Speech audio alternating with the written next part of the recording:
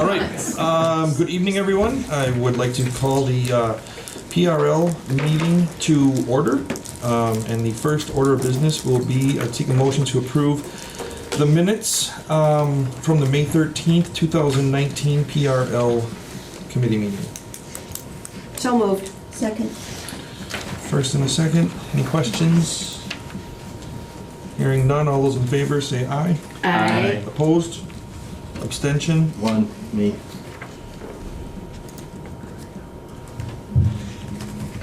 All right. Motion passes. Thank you. All right. Legislative update. Just a couple of items. Bob, I'll be probably referring to you on some of the budgetary ones, but a few things that I thought were interesting, for lack of a better word, as we kind of move into the budget cycle. One of the publications had sent out kind of a ranking of where Wisconsin ranks nationally relative to funding, and then there was also some comparisons made, and any of you had statistics, right? You can do what you want with the numbers, but I just thought that they were interesting nonetheless. Wisconsin ranks slightly below average by about $233 per pupil. Based on the most recent data, which was the end of the 17 school year. However, although we're slightly below average, our graduation rate is 11th in the nation, which I found interesting. This data said it was 88.2% versus a national average of 84.1%. And overall quality, there was another institute out there that had done a study on education, and they ranked it on two measures. A was the quality overall academic, and second was safety. Wisconsin ranked 9th for quality of education, and we ranked 26th for safety, which gave us an overall composite of 9th in the nation based on those two factors. However, this, again, particular institute rated us. And one other interesting factor that I thought may be most relevant to you or a few others, UW-Madison School of Education ranks #1 in the nation of public universities for the School of Ed. They are tied with a little school out in California by the name of UCLA. Oh, yeah. And another one by the name of Stanford. So if you put it in perspective, right, the #1 public education university having the #1 tied for the #1 school of education, I thought was kind of interesting. So And what was the date on that? Was that recent? that one was 2018. Yeah, that one was 2018. The other ones were the end of 2017 school year. So. Go Badgers. Yeah, exactly. Go Badgers. So, a couple other things on before we get to the budget. There was another article that came out too, and the only reason I bring this up is I thought it's interesting. We always hear, right, things start on the coasts and then kind of work their way towards Wisconsin. California charter schools have gone relatively unchecked, and they've actually been growing by the largest numbers in the nation. They have over 10% of their students are enrolled in charter schools of some type. Over 600,000, I think, of their students in total. However, even though California's overall enrollment has been declining substantially, their charter schools have been going up. So there are now there's now a couple bills, but there's one in the California legislature that is going to provide school boards, school districts with much more authority to restrict the expansion of future charter schools. So are they for profit? Oh. Yeah.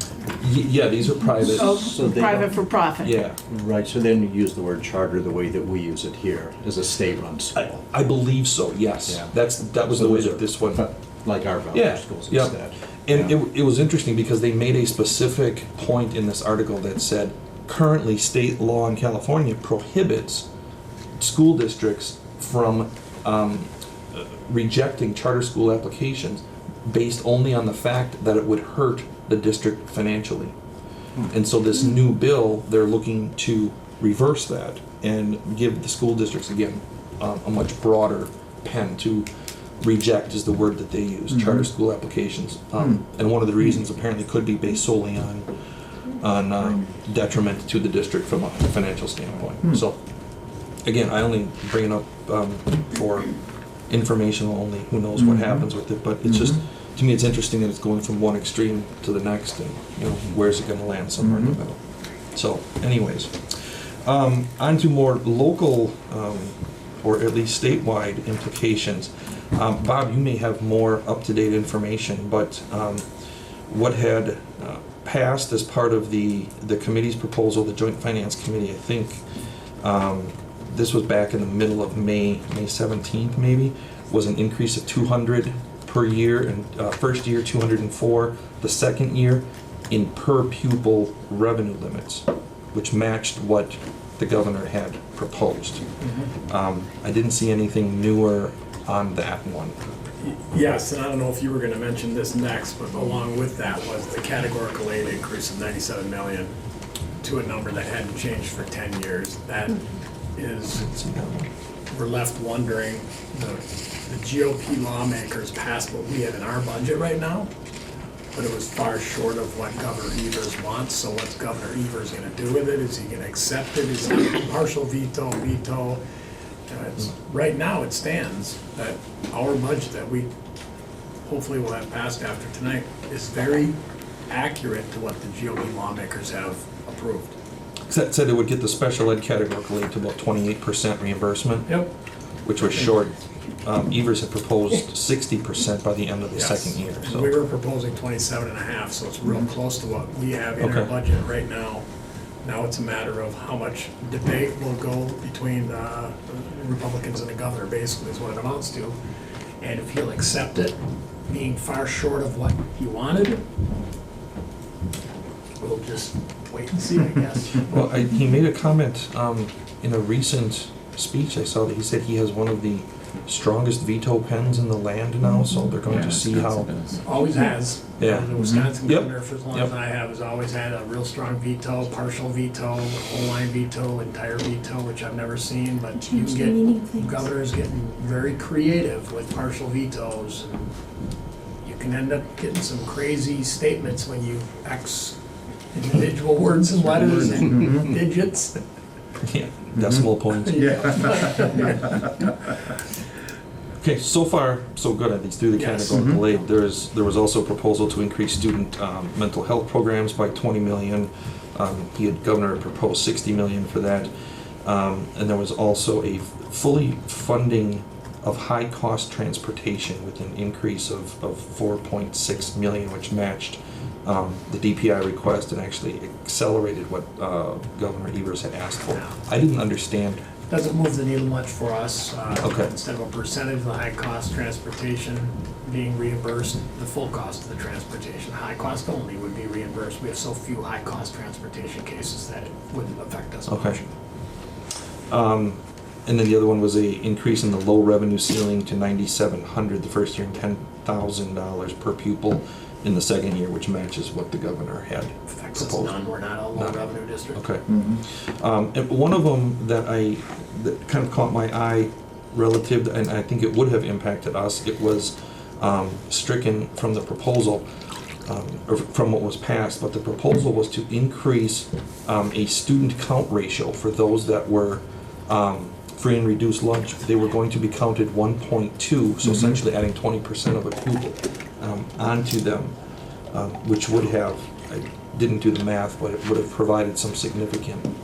Yes, it would. As a matter of fact, I've spoken to many lawmakers about adding preferential treatment to not only free reduced lunch count, pupil count, but English language learners, pupil count, and special ed identified students, because we are above the average in all three of those areas. So the Wausau School District has higher representations in each one of those populations. So any kind of move in that direction would help us. If we got preferential financial treatment to come along with the higher than average demographic representation. And of course, a lot of nods, and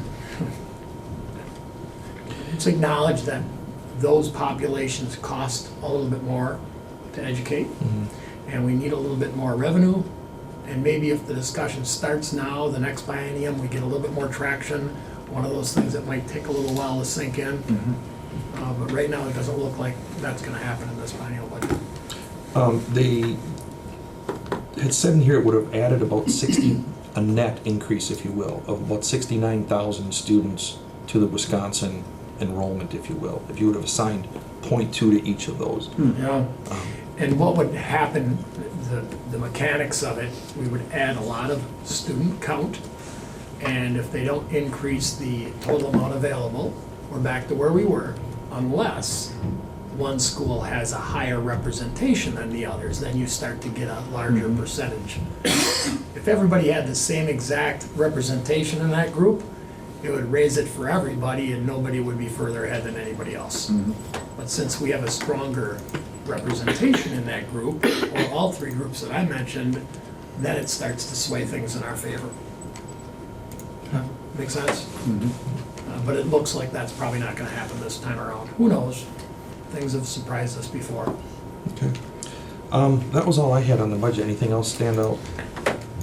Not much, nothing noteworthy really. You hit the high points. And I think the thing I was kind of concerned about, even though it doesn't impact us directly, it does indirectly, when it said that the university professors at our flagship university make 19% less money than their counterparts throughout the country. And we are losing a lot of our good professors and our research people. And then when you watch the budget, and I don't know the exact numbers, but what Evers asked to increase the university budgets, that was all denied after they originally thought it was a good plan. And so, we are bleeding professors and research people, and it's great to know that we're tied, number one, with education department, but that's not going to hold true if we continue to be 19% less pay than the rest of the universities in our same status. That's a big number. We've been in decline for over a decade. And your salary? Oh, yeah. Yeah. Yeah, for over a decade. The last two governors cut us and cut us and cut us. Yeah. So I think that's important to keep track of. All right. Just to go back to the study with the tied UW-Madison School of Education and UCLA.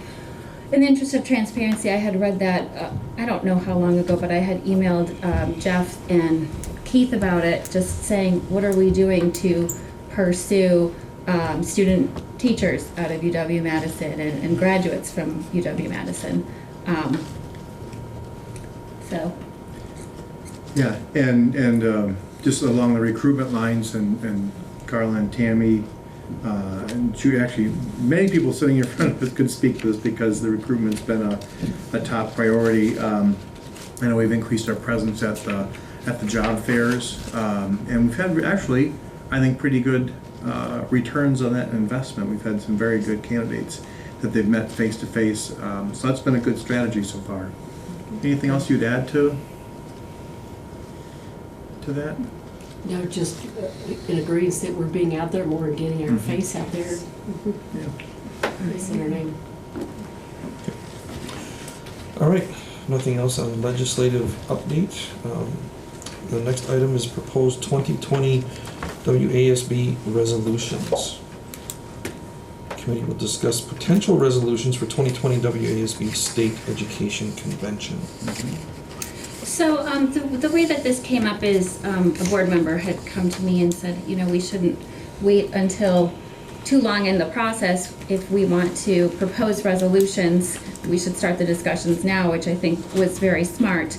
And that's why this is now on the agenda. So I don't know if there are any individuals that have resolutions in mind. This will be on the agenda. Do we have this meeting again next month? And so if anybody needs to take some time and think about something. I have several. And one is, my first one is about the free and reduced meals, that we do a resolution either that would allow for a change in how we determine who's free and reduced, because we're missing kids. And while our school district doesn't let kids go hungry, they do in other districts. Or just to put more in the budget and cover breakfast and lunch, that's just part of school. You go to school and you're gonna eat breakfast and you're gonna eat lunch. So we don't have kids listening to their growling stomachs instead of the teacher. The other one I had was to request that the teachers that are injured by students be eligible for disability pay under statute 4065. That's a statute that covers correctional officers, because that's what I'm under. Police officers, our highway crews, and it's if you're injured on duty, you get a certain percentage of your pay tax-free for the rest of your life. And, you know, we have some students that can do some good damage, and if we have a teacher that goes out on disability, it would be nice to know that they're taken care of. The third one I had was budget requests so that we get to start to think about the inevitable. Substitute teachers are hard to come by. We don't have the stay-at-home moms that have their education degree that will sub once in a while. We have people that have retired that don't want to come back because of the technology issue. And we're headed toward the time when we're going to have to hire people full-time to do nothing but substitute teach. And it really is the right thing to do, that they're here full-time and have benefits, and we know that they're there and dependable. And then the last one is more of a request that we would ask of either Governor Evers or WASB, and that is that we would create a statewide committee to discuss the changing qualifications that school districts are looking for in teachers, just so that our universities know what we're looking for, that they aren't just doing the same thing or taking their advice from things that aren't the end product.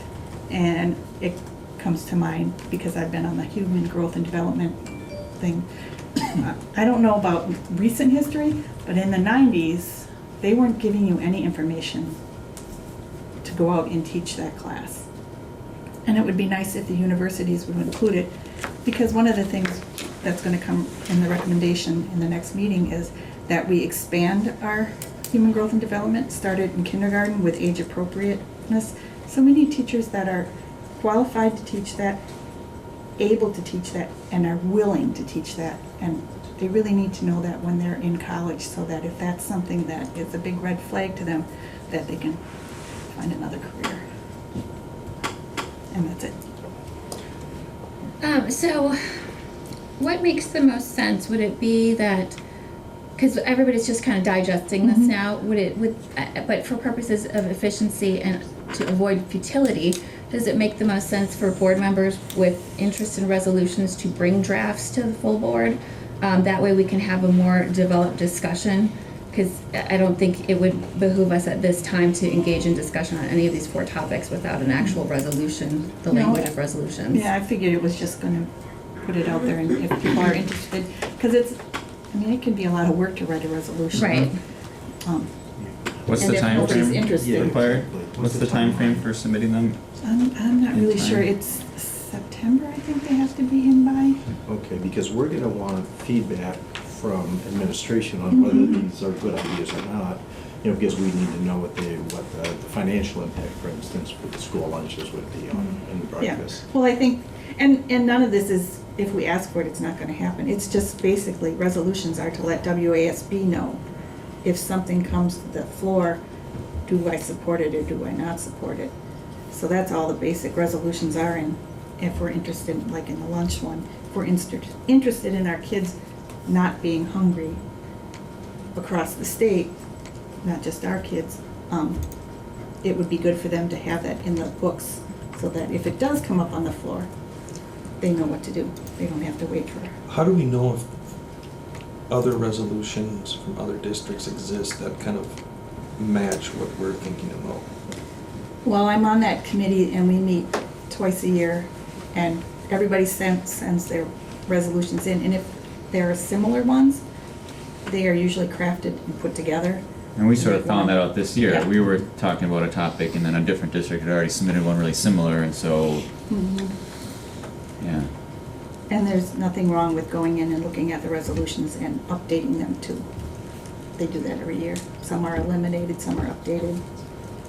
I think last year we had one about reading or very early child development, and there was another one that had been submitted, and I don't know where that one went, but I would like to see us take a look at that again. because of the impact of reading and some of those very early childhood development things up till age 3 or 4 has such an impact on future learning. Jeff, do you remember the one that we asked, it had to do with certification, I think? Yeah. And we didn't get anywhere with that. Do you remember that one? No, they put forward a resolution asking for us to reduce below what HLC requires. HLC is the accrediting organization that we work with in Wisconsin for universities, and asking that we require less than HLC requires for somebody to be able to teach a college course in the Oh, that in the was high it, schools. yeah. And Lee, I remember we didn't get anywhere with that one. No. That he raised the exemption and nobody paid attention. No, they thought it was fine, yes. Yeah. But that would go along with that some of the new guidelines about how teachers can be certified. I think, Jane, you sent us that link about the place in Georgia that can certify people for never stepping in a classroom, and Wisconsin can accept that. So there needs to be some kind of resolution that says, no, the state of Wisconsin is going to expect a student teaching experience and so many hours of observation in a classroom. And with CISA 9, they offer that opportunity, that they can either put you in a job and then supervise you, or you do your student teaching. But that's a good role model that we have, and that we should not be accepting anything less. Well, school boards can make a policy. Well, yeah, we Their can own have, yeah, districts. yeah. But I think it's good for the state too. I mean, just, So, one idea might be at an upcoming workshop, we throw ideas together, turn them over to the administration to get feedback on them, and then at a future workshop, we could bring them back together and see what we've ended up with. I think there's enough time left. If September's the end date we need to work with. Would it pay to go the other direction also and ask administration if they have some suggestions about things that might be really pressing that we might want to consider for WASB? I think that's a good idea. Certainly. and it might have to do with weather and snow days. Sure. We've got some things in the works. Yeah, we'd be happy to have some feedback to that extent. You know, I think we should have a lot more to say about calendars. Okay. Just a quick point, September 15th, they're due to the resolution committee of WASB. Which really isn't that much time, quite frankly. I know we talk about workshops and everything, but we have a workshop this month. If we were to do one in July, that's gonna be a quick turnaround. Yeah. Not But to I'm say it saying can't be just done, but we don't have as much time as we like to think. 15 minutes in a workshop is probably all it would take for the first round. Well, would board members like to include that as part of the workshop on June 24th? That would potentially eliminate a separate workshop later. I think that's fine. Well, sure, if we can stick to the 15-minute timeline, that sounds great. Well, Jeff says it's gonna take 15 minutes, so. Nothing fits in a Bring the timeline without a gavel. gavel. Cassie, can you add that on? Okay, okay. So, that's what we'll do then. Good. Okay, thank you. All right. Closing that one out, I would seek a motion to adjourn. So moved. Second. All those in favor, say aye. Aye. Aye. Opposed? Meeting is adjourned. Thank you. Okay.